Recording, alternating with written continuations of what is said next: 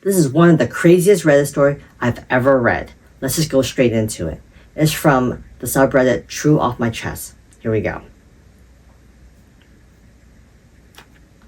It's titled, I think my husband fathered his best friend's children, and now one of them is attracted to my daughter. All names are fake.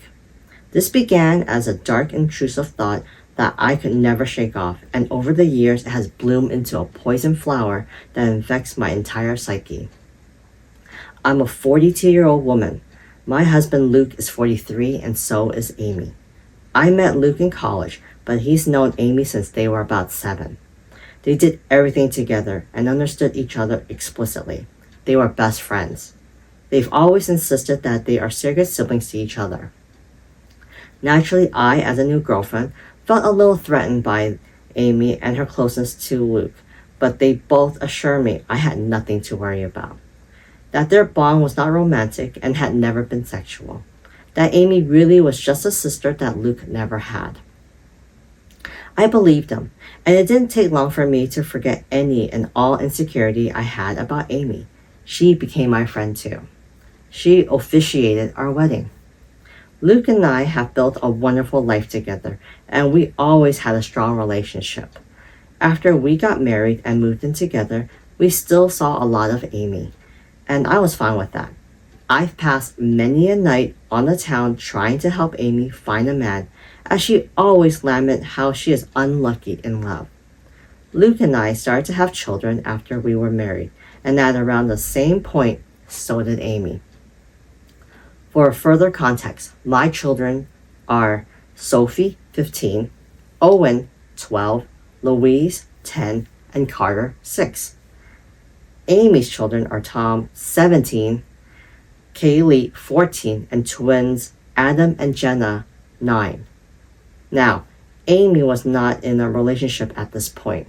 She was not married. As far as I knew, she was dating, but not consistently.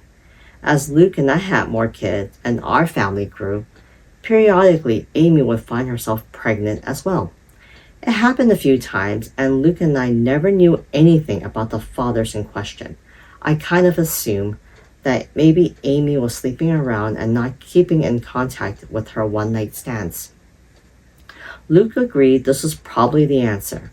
While I did ask each time if Amy knew the paternity, she always said no, and she didn't seem that worried about the idea of raising kids on her own, so I didn't pester her. Of course, she had us to support her, so there was that. While Amy never asked for any help, of course Luke was never going to let his best friend struggle to stay afloat when she had children to raise. Financially, we are very fortunate and privileged. I have a job that pays handsomely, and Luke also had wealthy parents who already knew and loved Amy, so they were happy to provide for her. My in-laws defied all stereotypes. They are the kindest and gentlest people. So we were able to support Amy, to get her somewhere to stay with her children. People might be tempted to call her a leech, but I never saw it that way. None of us did. She needed help, and we could provide it.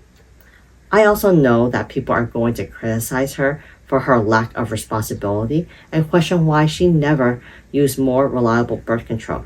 Honestly, that is a long story that I don't want to get into because even I don't fully understand her reasoning. But it was quite important to her that she never be on birth control and that whatever comes of that choice, she would accept. It wasn't religiously motivated, I know that, but it was that degree of significance to Amy. She really did not want to take birth control.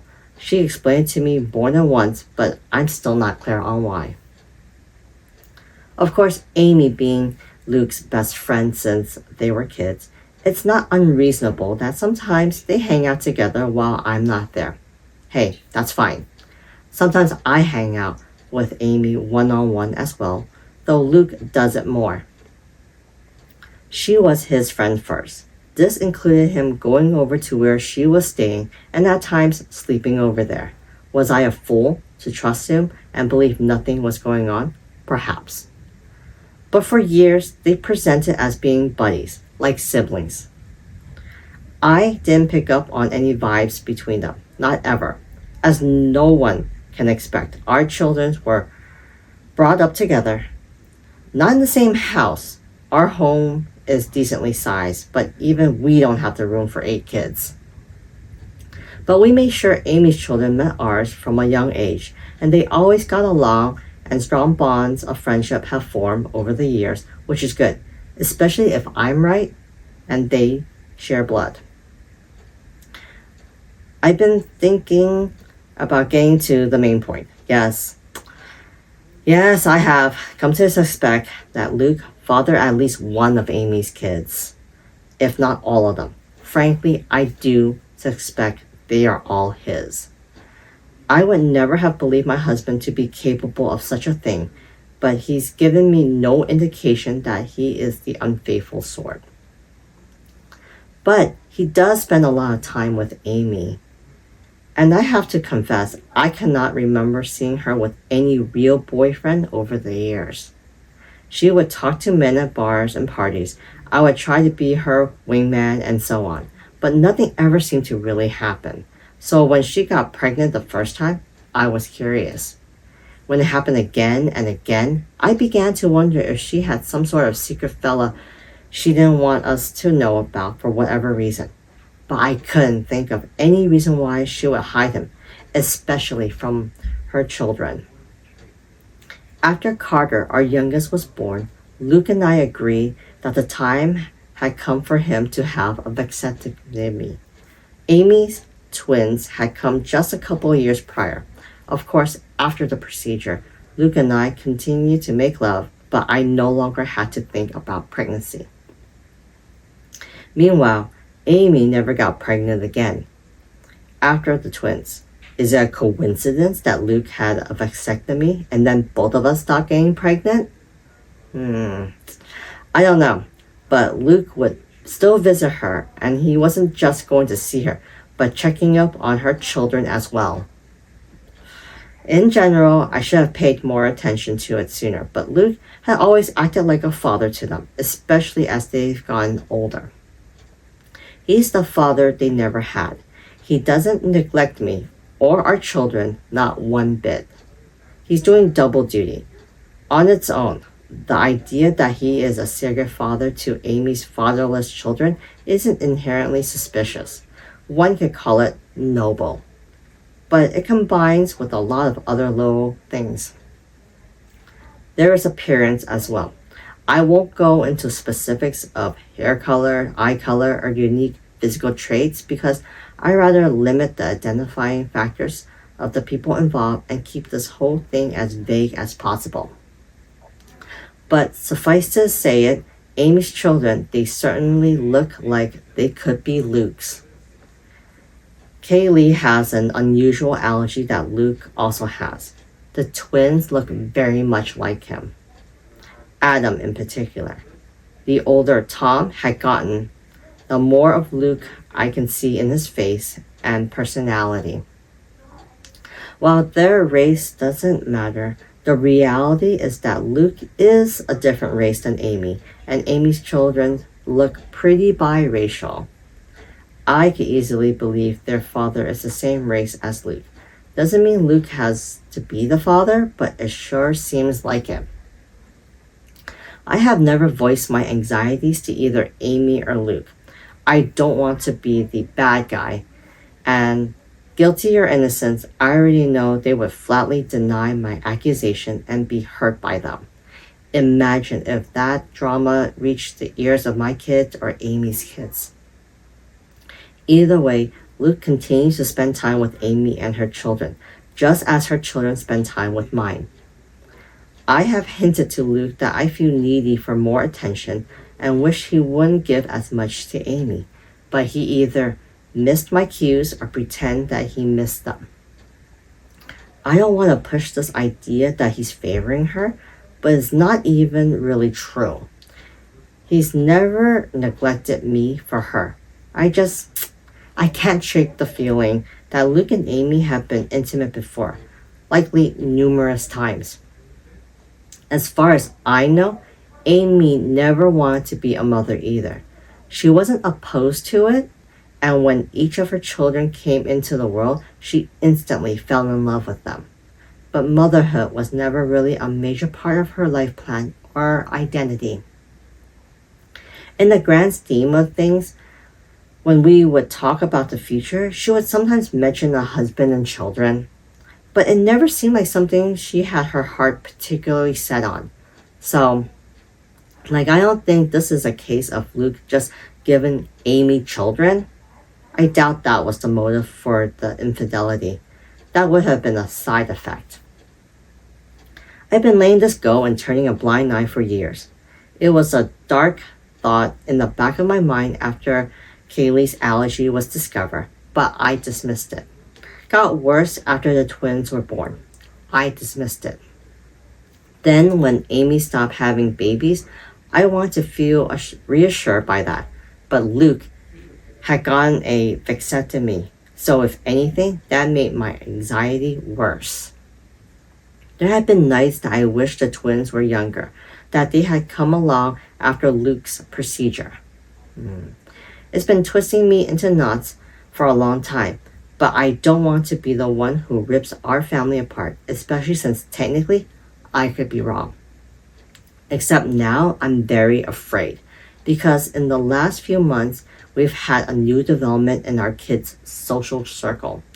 Tom, Amy's eldest, asked Sophie out. Sophie, my eldest. She's really bloomed over these years and become quite the outspoken beauty, so I'm not shocked to see she's getting male attention. But Tom asking her out had me thrown. Sophie said no, but only because I'm quite protective when it comes to her exploring dating, and she knew she'll have to ask me first. I could tell she was flattered and intrigued by his interest and wanted to say yes. She approached me to talk to me about it. Bless my girl, she did everything right. I think she expected that I would see things from her way and agree that she could date Tom. Much to her surprise, I very firmly said no. That caused a bit of a conflict. She didn't want to date him that badly. She just couldn't understand why she wasn't allowed to, and I couldn't explain it to her.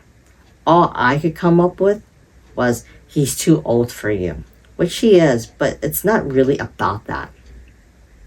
When Amy and Luke heard, I was very curious to see what their reactions would be.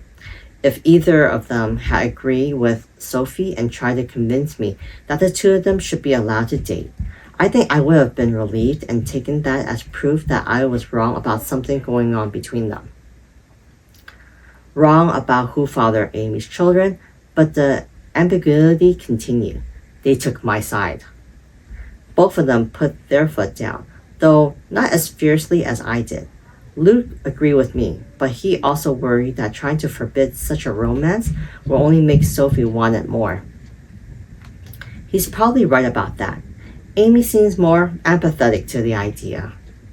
She didn't want Tom to date Sophie either, and she backed me up. But I don't know. She just wasn't taking it as seriously. She seemed to think it was a fleeting crush. Well, it wasn't. In the months following those conversations, Tom would spend more and more time with Sophie. They would be alone or with other friends anytime they possibly could. It became abundantly clear that Tom is crazy about Sophie and wants to be with her.